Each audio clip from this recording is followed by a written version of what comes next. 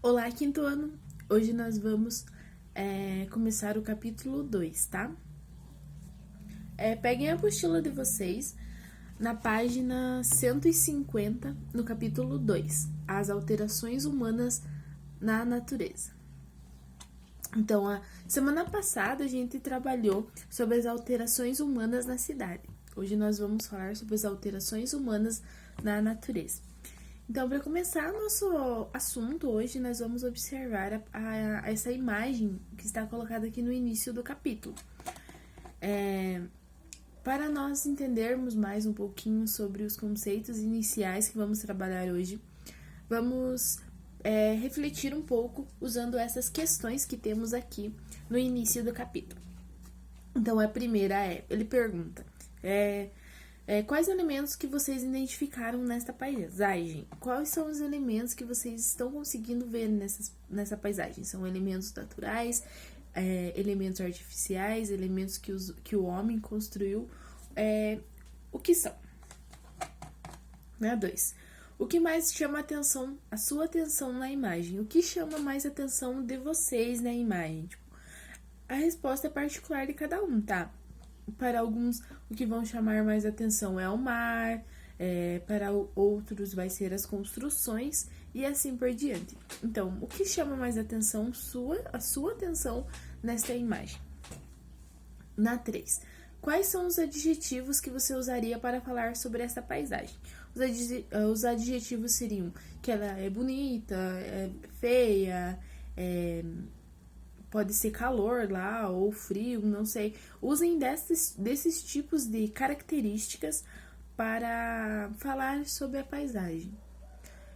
E juntem assim a ideia de vocês para fazer uma construção sobre o que estamos vendo nesta imagem, nessa paisagem. Como o nosso capítulo vai se tratar hoje das alterações humanas na natureza, nós vamos falar como também as civilizações, elas transformaram a natureza ao longo do tempo. A natureza ela está em constante mudança, assim também por conta das dinâmicas e das perspectivas do planeta Terra. Ao longo do tempo, ocorre a movimentação dos continentes, a alteração dos tipos de solos, as alterações climáticas e tudo mais. Então, essa dinâmica própria da Terra, às vezes, ela se intensifica quando o homem ele age. Então, uma erosão que estava acontecendo aos pouquinhos, às vezes com a ação do homem, ela se intensifica, né, galera? E ali diz assim também, que como a natureza ela se transforma, a sociedade ela também se transforma. Assim, a sociedade ela vai evoluindo e a natureza também. O que a gente pode dar exemplo? Que ao longo dos anos, as ideias, os costumes, eles se evoluem. Alguns permanecem, mas alguns evoluem. Os tipos de fazer as coisas, comidas, culinárias, toda a cultura ela humana, né, de alguns povos, ela vai se alterando, se aprofundando, se evoluindo. Assim, podemos comparar que a dinâmica da Terra e a dinâmica social de um ser humano, das civilizações, elas têm por se evoluir, por se alterar aos poucos. E também os tipos de organizações, né, galera? Aqui, ainda na página 160, 160? Na página 160, nós vamos ter as transformações da natureza. Nós vamos ter essas duas imagens, as quais elas vão falar um pouco sobre isso que eu falei para vocês, que é essa alteração da natureza, que é a alteração natural da natureza, que ocorre erosões e tudo mais no formato da Terra. Já na imagem 2, que é nas pirâmides lá do Egito, ela vai mostrar um marco de uma civilização que não está mais entre nós, que não está mais agindo. Porém, ela deixou o seu marco, o seu rastro antrópico na natureza. Porque as pirâmides, elas são grandes heranças, né, de um povo que viveu na Terra. Então, nós podemos levar muito isso em consideração para falar hoje do nosso capítulo. Aqui na página 161, 161, nós vamos ter uma imagenzinha, tá? Nos siga em frente, que vai ser um diálogo sobre o Davi e o pai dele. O Davi vai perguntar pro seu pai assim: pai, quem construiu a nossa casa? O pai do Davi vai falar assim que aconteceu há muitos anos e que foi o avô que contratou o seu antenor, que ele coloca lá que é o seu antenor, mestre de obras, conhecido da família, para construir essa casa. Antes aqui era só mato. Então, levando em consideração, essa casa ela foi construída num lugar que era só mato, como diz o pai do Davi. Então, o mato que estava ali, ele teve que ser derrubado para ser construída a casa. É uma ação humana na natureza. Isto que ocorreu. E, como diz ali, a casa de Davi foi construída há muito tempo, em um local onde antes havia só mato. Como o pai dele afirmou. O lugar onde você mora, gente, o lugar onde vocês moram, já passou por muitas transformações ao longo do tempo? Então, pergunte para o pai de vocês como que era aí o lugar onde vocês moram. Se tinha algum... Às vezes era um terreno sem nada, somente com vegetação, ou às vezes tinha alguma árvore que foi derrubada, algo do gênero. Não. Converse com os seus familiares e pergunte se eles lembram como era o espaço antes da construção da casa da família.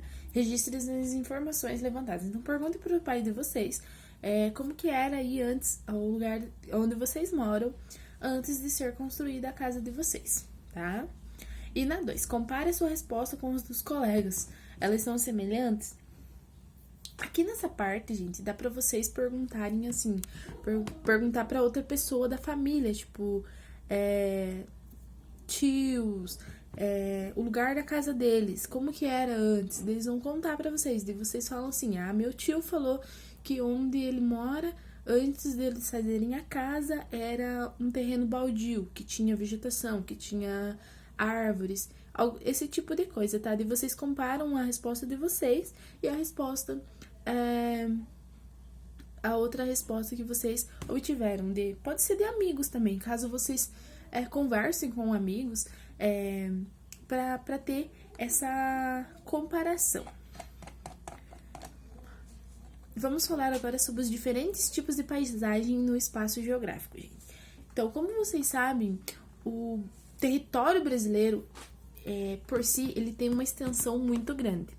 Como nós temos isso, nós podemos ter vários tipos de vegetação diferente, vários tipos geográficos naturais diferentes. Um exemplo aqui está colocado para nós. A primeira é uma paisagem natural, a qual é bem diferente da paisagem natural que está embaixo. As duas são paisagens naturais.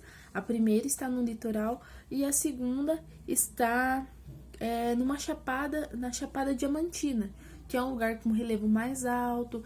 E então, o que a gente pode pensar disso? Que o espaço geográfico ele é classificado por dois tipos de paisagem: a paisagem natural e a paisagem cultural. E aqui ela demonstra os dois tipos de paisagens naturais, de certa forma. Mas a paisagem cultural, o que vai ser a paisagem cultural? Vai ser esses exemplos que nós temos na outra página ali, na 163, que são paisagens de aspecto cultural. Ó, lá na catarata do Iguaçu.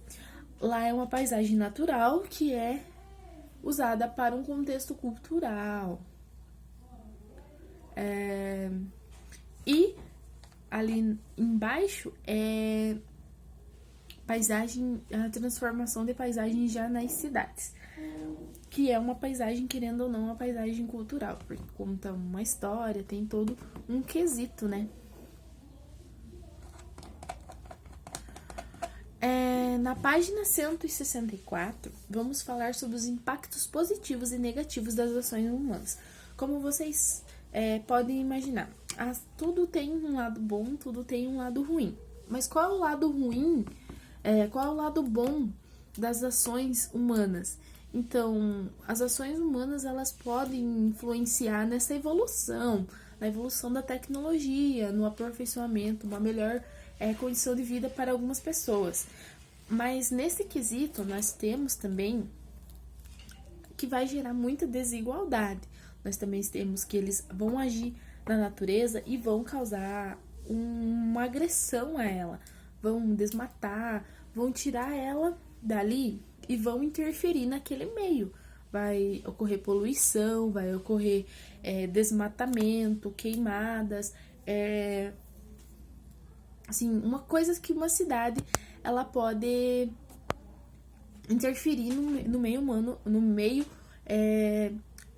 natural que estava ali. Porque para se construir uma edificação, nós temos que tirar a paisagem natural que está ali, né? Olina 1. Próximo à sua casa ou na sua cidade, existe alguma grande construção que alterou bastante a paisagem natural? E 2. Quais os pontos positivos e quais os pontos negativos dessa construção? Então, aqui em Candói, teve alguma construção grande, assim, que alterou a paisagem natural? Então, pergunte para os pais de vocês se eles sabem de alguma construção grande, assim, que alterou bastante a paisagem natural, como era antes de ser feita aquela construção. Aqui na página 165, nós vamos falar um pouquinho sobre o lixo urbano, gente. O lixo urbano, ele é um problema ambiental, que é muito intenso nas grandes cidades. Esse lixo urbano, ele tem como consequência que ele pode contaminar solo, água e tudo mais, e transmitir muitas doenças. Então, é bem complicado esse lixo urbano. Como ali é descrito, muitos desses problemas, eles infelizmente são bem antigos, além de causarem a degradação do meio ambiente em que vivemos, e podem se mesclar com os problemas sociais, os quais que podem ser que muitas pessoas pobres, elas vão até os lixões para garimpar sua sobrevivência. Garimpar essa sobrevivência, o que é? Vão lá no lixão, essas pessoas pobres, buscar comida, por exemplo, ou algo para sua sobrevivência, pegar algo reciclável que ali ainda está para revender, para ter um dinheiro para comprar comida para casa. Este é um exemplo. E tem muitos que têm o seu meio de sobrevivência, tiram o seu meio de sobrevivência dali. Então, vamos ter 3 questõezinhas ali. Não, a rua que você mora é limpa com frequência? Os resíduos é limpa com frequência e os resíduos são sempre bem recolhidos? Então, aí na rua de vocês, é limpa com frequência e os resíduos eles são sempre recolhidos ou não? Na 2, qual a importância da limpeza das ruas para a saúde pública? Na 3, faça uma pesquisa para saber qual é o destino dos resíduos sólidos de sua cidade. Escreva as conclusões no caderno. Então, para onde vai os resíduos sólidos aqui de Candói, gente? O lixo que eles recolhem, que a coleta de lixo recolhe. Para onde ele vai? Pesquisem aí. Aqui na página 166, vamos ter a diferença do lixo e do resíduo, tá? Vamos ler o textinho, então. Ó, será que tudo aquilo que rejeitamos depois de usarmos é lixo? Não. Quase tudo que descartamos é resíduo, que não pode ser reaproveitado, se preparado adequadamente. Isso vale também para o material orgânico. Chamamos de lixo apenas aquilo que não pode ser reaproveitado ou ser reutilizado. Normalmente, os lixões e aterros sanitários se localizam nas periferias e recebem os resíduos da cidade. A decomposição desses resíduos principalmente a sua parte orgânica, produz um composto venenoso e mal cheiroso chamado chorume, que possui os solos, que polui os solos e as águas. Além disso de atrair ratos e insetos, o chorume afeta a saúde da população vizinha dos lixões, que são geralmente de baixa renda. Deixa eu focar. Que são geralmente de baixa renda. O plástico é o grande vilão dos resíduos humanos. No século XXI, uma garrafa de plástico leva mais ou menos 100 anos para se degradar. Muitos sacos plásticos demoram de 30 a 40 anos, gente. Então, o plástico, ele demora muito para se degradar. E ele é um inimigo dos resíduos humanos, porque ele demora muito, muito, muito, e a gente produz muito plástico. Então, ele acaba afetando muito na poluição. Aqui vamos ter uma chargezinha ali, ó. Fábio, a professora explicou... Ó.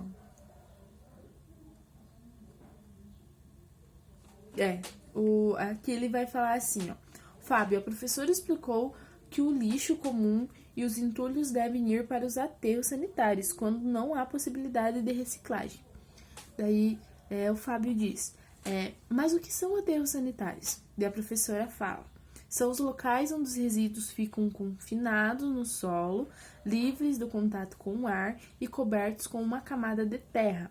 O terreno é impermeabilizado para drenar e tratar os líquidos e gases resultantes da decomposição que esses resíduos sofrem embaixo da terra, principalmente por bactérias, evitando assim a contaminação do ambiente. Então, ela explicou ali como que é o aterro sanitário em si. Ele tem a sua camada, uma camada protetora para não ter contato com a terra, tá, gente? Para esses gases, para esses chorume e tudo mais, não ter contato com o solo. Vamos ver aqui. Aqui na página 167, vamos ter um esqueminha de um aterro sanitário, que está explicando ali mais ou menos como que é construído. Que para cada camada de lixo recebido e compactado, o solo recebe uma camada de terra, que abaixo da camada de lixo são instalados dutos que escoam o chorume para uma lagoa de tratamento. Por meio de outros dutos, os gases são liberados para a atmosfera. Em contato com o ar, entram em combustão. Atualmente, no município de São Paulo, essa queima é utilizada para gerar energia elétrica.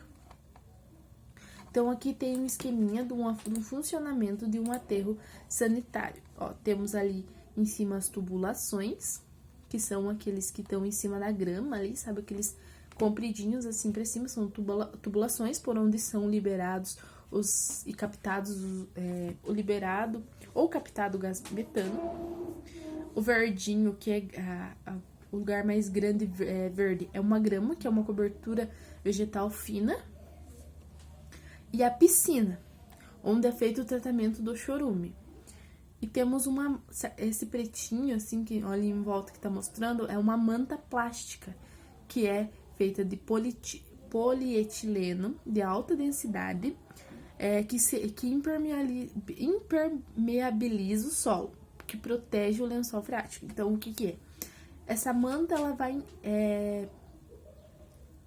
vai bloquear os gases, o chorume, tudo que pode afetar o solo ali ou ir para o lençol freático, ele vai bloquear.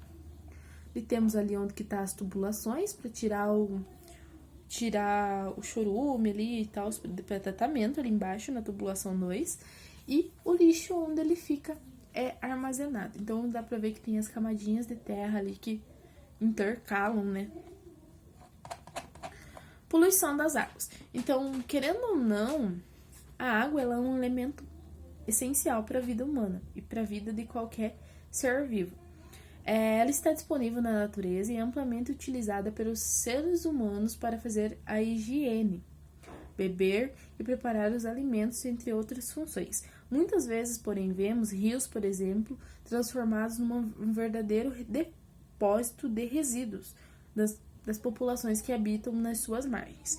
As fábricas, muitas vezes, elas soltam os resíduos delas nos rios, e isso polui de certa forma que pode ser muitas vezes irreversível, tá, gente?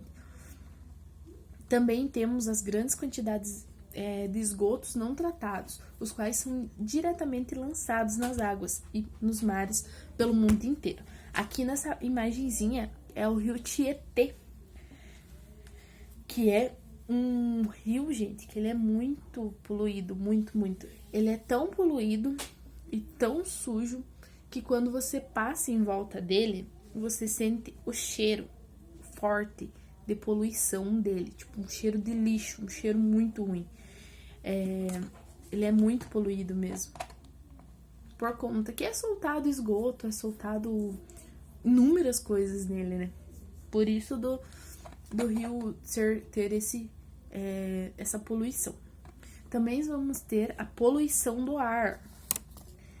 Poluição do ar acontece quando as fábricas elas soltam os resíduos de gases, de fumaças, e também temos os resquícios da prática comum da queimada. Eles às vezes querem fazer alguma coisa, geralmente são roças, né? São para plantações.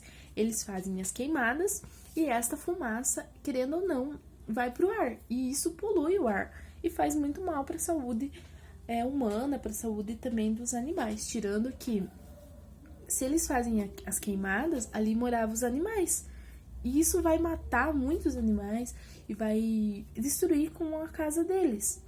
Então isso vai ter um impacto no ar, não só no ar. Queimada não vai ter um impacto só no ar, ela vai ter um impacto no ar, na fauna que habitava ali, nos animais, na flora, porque vai se perder muitas